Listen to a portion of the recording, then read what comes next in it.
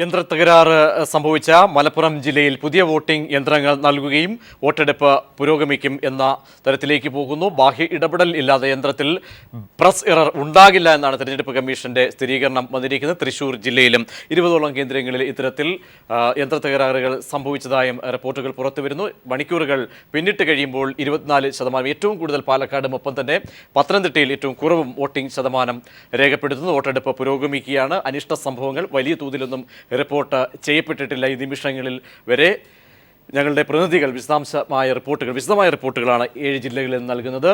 ശ്രീ ബാസുരേന്ദ്ര ബാബു, നേരത്തെ നമ്മുടെ ഇവിടെ ചർച്ചയിൽ, തെരഞ്ഞെടുപ്പ് ദിനത്തിലെ ഈ ചർച്ചയിൽ നേരത്തെ കുഞ്ഞിക്കണ്ണൻ മുന്നോട്ട് വെച്ച ഒരു നിലപാട്, കാരണം വെള്ളാപ്പള്ളിയുമായി ബന്ധപ്പെട്ട്, കാരണം മധ്യ തെക്കൻ കേരളത്തിൽ വലിയ സ്വാധീനമുള്ള ഒരു പ്രബല സമുദായവുമായി ബന്ധപ്പെട്ട്, സമുദായമല്ല അതിൻ്റെ സമുദായത്തെ പ്രതിനിധീകരിക്കുന്ന വ്യക്തിയുമായി ബന്ധപ്പെട്ട് വെള്ളാപ്പള്ളിയും തുഷാറും നടത്തിയ അഴിമതി സംബന്ധിച്ച് പൊതുജന മധ്യത്തിലേക്ക് ഒരുപക്ഷെ രാഷ്ട്രീയ പാർട്ടികൾ മുന്നോട്ട് വെച്ച ഘടകങ്ങൾ, തെളിവുകൾ, മാധ്യമങ്ങൾ അതിന് പുറമെ ഒരുപക്ഷെ അതിൻ്റെ വ്യക്തമായ തെളിവുകൾ ദിനംപ്രതി മാധ്യമങ്ങളിലൂടെ മുന്നോട്ട് വെക്കുകയും ചെയ്ത കഴിഞ്ഞ ഒരു മാസത്തെ ദിനങ്ങളാണ് കടന്നുപോയത്. അതിനുശേഷമാണ് ഒരുപക്ഷെ സാഹചര്യം, തെരഞ്ഞെടുപ്പിൻ്റെ സാഹചര്യമൊക്കെ ഉണ്ടാകുന്നത്. ഇവിടെ കുഞ്ഞിക്കണ്ണൻ പറഞ്ഞ സ്ഥിതിക്ക് രാഷ്ട്രീയ പാർട്ടികൾ വെള്ളാപ്പള്ളിയിൽ നിന്നും ഒരുപക്ഷെ രാഷ്ട്രീയ ഗുണങ്ങൾ, മുതലെടുപ്പൊക്കെ തന്നെ ഉണ്ടാക്കിയിട്ടുണ്ട് കാലാകാലങ്ങൾ. അത് സംബന്ധിച്ച് എന്തായാലും അതിൻ്റെ പ്രതികരണങ്ങളൊക്കെ രാഷ്ട്രീയ പാർട്ടികൾ നടത്തുകയും ചെയ്തു. പക്ഷേ വെള്ളാപ്പള്ളിയെ പോലെയുള്ള, ഒപ്പം പിന്തുണയ്ക്കുന്ന BJP പോലെയുള്ള വലിയൊരു ദേശീയ പാർട്ടി ഇവരോട് ഏറ്റുമുട്ടുമ്പോൾ ഒരു നനഞ്ഞ പടക്കം മുന്നോട്ടിടില്ലല്ലോ രാഷ്ട്രീയ പാർട്ടികൾ. എന്തായാലും വെള്ളാപ്പള്ളിക്ക് ഇതിൻ്റെ ഒരു വ്യക്തമായ യാഥാർത്ഥ്യം, നമ്മൾ പക്ഷേ പുറത്തു വരാൻ വെമ്പി നിൽക്കുന്ന പല ഘടകങ്ങളും ഉണ്ട് എന്ന യാഥാർത്ഥ്യത്തിൻ്റെ അടിസ്ഥാനത്തിലായിരിക്കും ഒരുപക്ഷെ രാഷ്ട്രീയ പാർട്ടികൾ ആരോപണം ഉന്നയിക്കുന്ന, മാധ്യമങ്ങൾ പല തെളിവുകളും മുന്നോട്ട് വയ്ക്കുകയും ചെയ്യുന്നത്. ഇത്തരം കാര്യങ്ങളെ വിവേക്ഷിക്കാനും ചിന്തിക്കാനും ഒക്കെയുള്ള, പരിശോധിക്കാനുമൊക്കെയുള്ള ബോധം എന്തായാലും രാഷ്ട്രീയ കേരളത്തിനും ഒപ്പം പ്രത്യേകിച്ച് ശ്രീനാരായണീയർക്കില്ലേ. കുഞ്ഞിക്കണ്ണൻ പറഞ്ഞതുപോലെ കേവലം ഒരു രാഷ്ട്രീയ ആരോപണം മാത്രമാണ് എന്ന് നമ്മൾ ലഘൂകരിക്കാൻ കഴിയും. അല്ല, അത് അങ്ങനെ ആണെന്ന് ചിന്തിക്കാൻ കഴിയാത്ത വണ്ണം ധാരാളം വെളിവാക്കലുകൾ സംഭവിക്കുന്നു.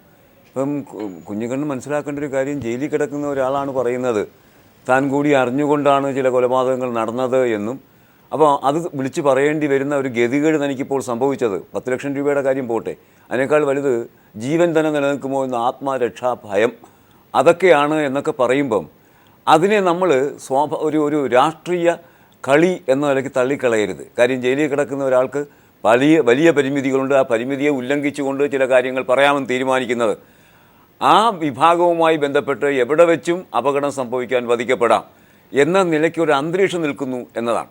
ശരിക്കും പറഞ്ഞാൽ തെരഞ്ഞെടുപ്പ് കാലഘട്ടമാണ് വാസ്തവത്തിൽ രാഷ്ട്രീയ പ്രയോഗങ്ങളുടെ പൂക്കാലം. അതുകൊണ്ട് തന്നെ രാഷ്ട്രീയ രംഗം അങ്ങേയറ്റം സർചാർജിലായിരിക്കുന്ന ഒരു കാലഘട്ടമാണ് തിരഞ്ഞെടുപ്പ് കാലം. അത് എല്ലാവർക്കും അറിയാവുന്നതാണ്. ആ സാഹചര്യത്തിലാണ് വാസ്തവത്തിൽ മലയാളിയെ അവമാനിച്ചുകൊണ്ട് BJPയുടെ കേന്ദ്ര നേതൃത്വം വെള്ളാപ്പള്ളിയുമായി അസോസിയേറ്റ് ചെയ്യാൻ തീരുമാനിക്കുന്നത്. വെള്ളിടി പോലെയാണ് മലയാളി ആ വാർത്ത കേട്ടത്. എങ്ങനെയായിരുന്നു? ഒറ്റ രാത്രി കൊണ്ടൊരു പുതിയ മുഖ്യമന്ത്രി സ്ഥാനാർത്ഥി അങ്ങോട്ട് പ്രഖ്യാപിക്കുകയാണ് ദില്ലിയിൽ നിന്ന്. എന്തൊരു ഔദ്ധത്യമാണത്! വാസ്തവത്തിൽ മലയാളി സെൻസിബിലിറ്റി തിരിച്ചറിയാൻ കഴിയാത്ത ആളുകൾക്ക് മാത്രമേ ഇത്തരമൊരു വങ്കത്വം ഒരു തെരഞ്ഞെടുപ്പിൻ്റെ ആസന്ന കാലഘട്ടത്തിൽ ചെയ്യാനാകൂ.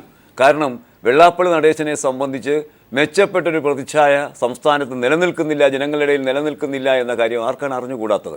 വെള്ളാപ്പള്ളിയും ശ്രീനാരായണ പ്രസ്ഥാനവും തമ്മിൽ, ശ്രീനാരായണ ചിന്തയും തമ്മിൽ കടലും കടലാടിയും തമ്മിലുള്ള ബന്ധമേ ഉള്ളൂ എന്ന് എല്ലാവർക്കും അറിയാവുന്ന കാര്യമാണ്.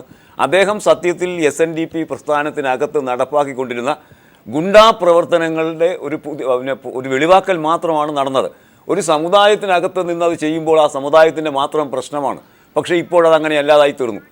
ഒരുപക്ഷേ BJP വെള്ളാപ്പള്ളിയെ കണ്ടെത്തി ഇങ്ങനെ ഒരു സമീപനം നടത്തിയതിൻ്റെ ഏറ്റവും വലിയ ഗുണം മലയാളിക്ക് ലഭിച്ചത് വെള്ളാപ്പള്ളിയെ സംബന്ധിച്ച എല്ലാ വിവരങ്ങളും കുത്തൊഴുക്കുന്ന മാതിരി പുറത്തേക്ക് വന്നു.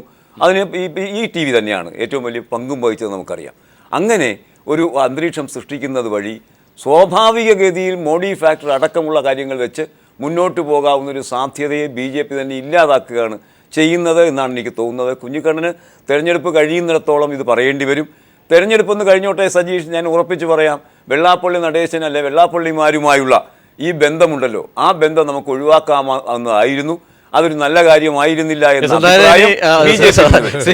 ശ്രീ കുഞ്ഞിക്കണ്ണന്റെ ആ ഒരു ദിനത്തിന്റെ ആ ദൂരം മാത്രമേ എന്തായാലും ഉള്ളൂ. അദ്ദേഹം അത് തന്നെയാണ് വ്യക്തം. ഞാൻ കുഞ്ഞിക്കണ്ണനിലേക്ക് ശ്രീ കുഞ്ഞിക്കണ്ണനിലേക്ക് എത്താം.